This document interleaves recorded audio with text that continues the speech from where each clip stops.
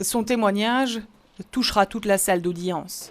Face au tribunal correctionnel de Bruxelles ce matin, le mari de la jeune femme décédée.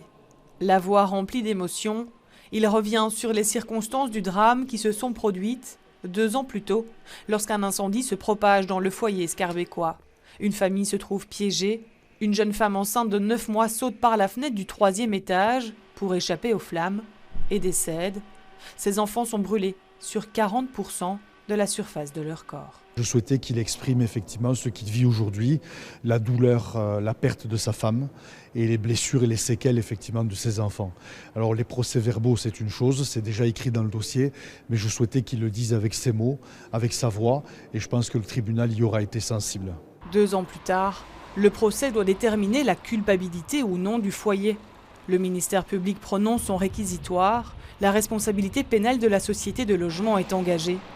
En cause notamment les détecteurs de fumée qui n'avaient pas été remplacés.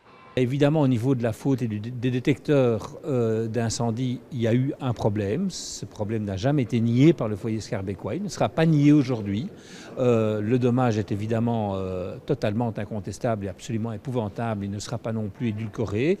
La question, qui est technique une fois encore, qui n'est pas une espèce de manière de faire de la magie et d'une entourloupe, c'est la question de savoir si, effectivement, le lien de causalité est absolument certain entre la faute et le dommage. La semaine prochaine, c'est au tour de la plaidoirie de la défense qui sera suivie, 1 mois plus tard, par le jugement.